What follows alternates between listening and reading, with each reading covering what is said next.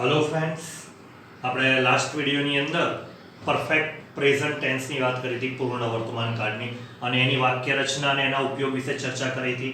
હવે અત્યારે આપણે વર્તમાન કાળમાં છેલ્લો એટલે કે ચોથા નંબરનો જે કાળ છે એ છે પરફેક્ટ કન્ટિન્યુઅસ પ્રેઝન્ટ ટેન્સ, એટલે કે પૂર્ણ ચાલુ વર્તમાન કાળ. પરફેક્ટ એટલે પૂર્ણ, કન્ટિન્યુઅસ એટલે ચાલુ, પ્રેઝન્ટ વર્તમાન ટેન્સ કાળ.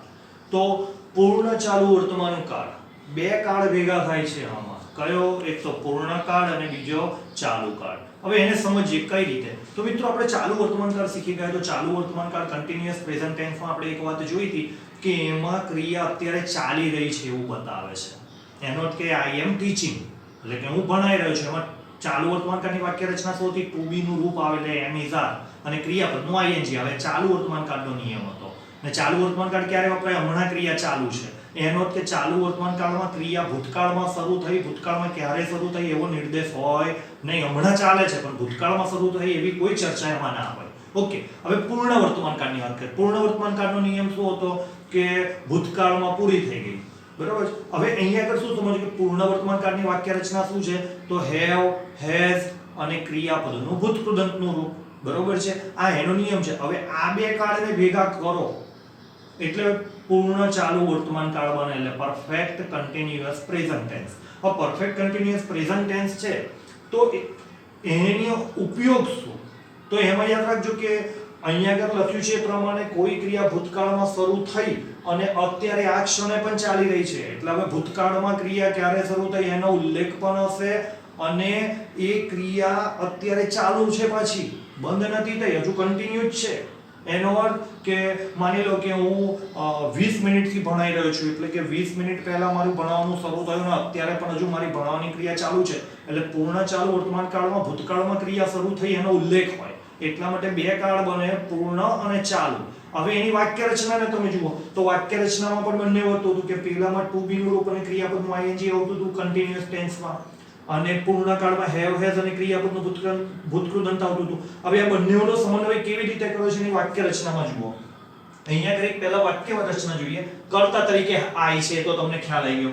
ઓકે, પૂર્ણ કાળ એટલે ક્રિયા ભૂતકાળમાં શરૂ થઈ એટલે પહેલા પૂર્ણ કાળ દર્શાવવા માટે હેવ કાં તો હેઝ લેવું પડે. ઓકે, આપણો નિયમ શું છે કે હવે પૂર્ણ કાળમાં ક્રિયાપદનું ભૂતકૃદંત મૂકવું પડે. હવે માની લો કે અહીંયા મેં ટીચ ક્રિયાપદ લીધું છે, ટીચિંગ એટલે ભણાવો. હવે ટીચનું જો હું એનું ભૂતકૃદંત ટોટ કરી નાખું તો આઈ હેવ ટોટ થઈ જાય. તો મારું સેન્ટેન્સ કેમ? તો કે મેં ક્રિયાપદનું ભૂતકૃદંત કરી નાખો તો પછી જે ક્રિયાપદને આઈએનજી લગાડવાનું છે હું કેવી રીતે લગાડીશ?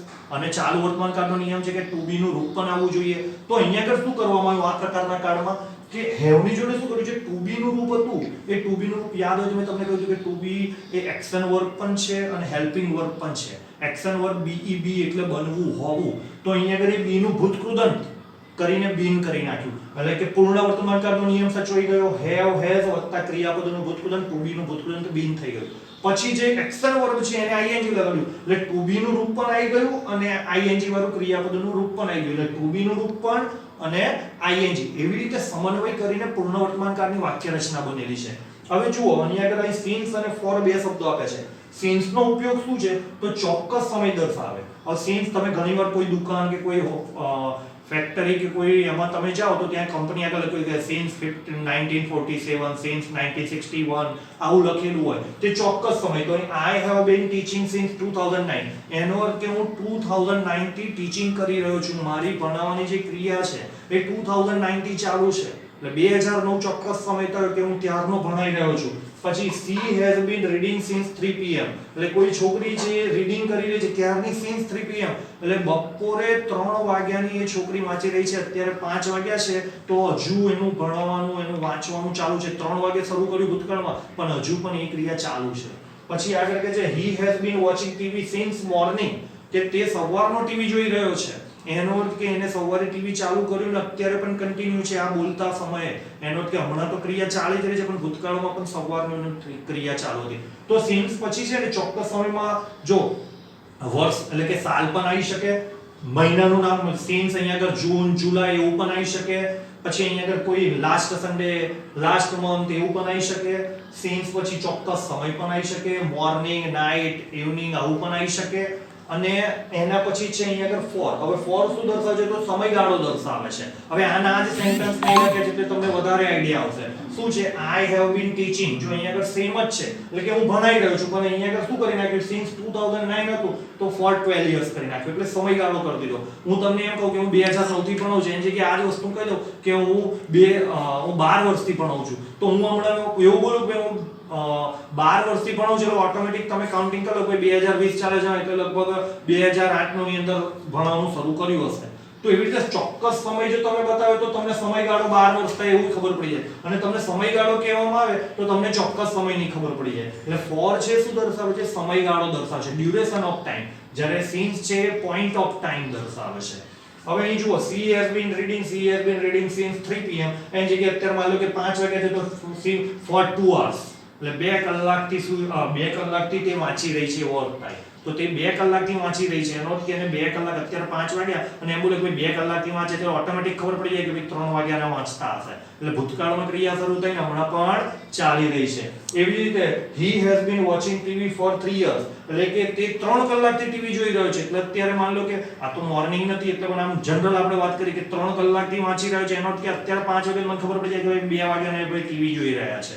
એનો અર્થ કે જો સમયગાળો આપી દે તો ચોક્કસ સમય ખબર પડી જાય, ચોક્કસ સમય આપી દે સિન્સ કરીને તો તમને ઓટોમેટિક સમયગાળો પણ ખબર પડી જાય. અને એની પૂર્ણ વાક્ય એને બે કાળની વાક્ય રચનાઓ ભેગી કરીને બનાવી છે. અને એનો ખાસ યાદ રાખજો કે ચાલુ વર્તમાન કાળમાં કહ્યું એમ કે ક્રિયા ચાલે છે એ જ દર્શાવે, ક્યારે ચાલુ થઈ એનો ઉલ્લેખ ના હોય. જ્યારે ચાલુ પૂર્ણ વર્તમાન કાળમાં ક્રિયા કેટલા સમય પહેલા ચાલુ થઈ, સમયગાળો કાં તો ચોક્કસ સમય આપેલો હોય, અને પછી પૂર્ણ વર્તમાન કાળ અને ચાલુ વર્તમાન કાળ બેની આવી રીતે વાક્ય રચના ભેગી કરી અને આ કાળ બનેલો છે જેને કહેવામાં આવે છે પરફેક્ટ કન્ટિન્યુઅસ પ્રેઝન્ટ ટેન્સ એટલે કે પૂર્ણ ચાલુ વર્તમાન કાળ. આપણે સેમ આમાં નકાર વાક્ય બનાવતો હવે તો તમને ખ્યાલ આવી ગયો. હવે એક વસ્તુ યાદ રાખજો, બીન પછી નોટ ના લાગે. જે પહેલું સહાયક ક્રિયાપદ હોય એના પછી જ નોટ લાગે. એટલે she has not been reading, I have not been teaching, he has not been watching. પ્રશ્નાર્થ બનાવવું છે કઈ જ નહીં. આ જે સહાયક ક્રિયાપદ છે એને આગળ લઈ લો. have you been teaching since 2009? શું તમે 2009 થી ભણાવો છો? અથવા આવી રીતે have you been teaching for 12 years? તમે 12 વર્ષથી ભણાવો છો? તો પ્રશ્ન.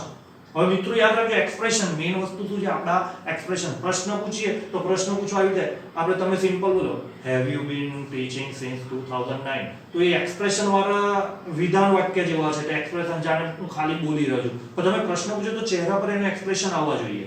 have you been teaching, have you been reading, have you been watching TV since 2000?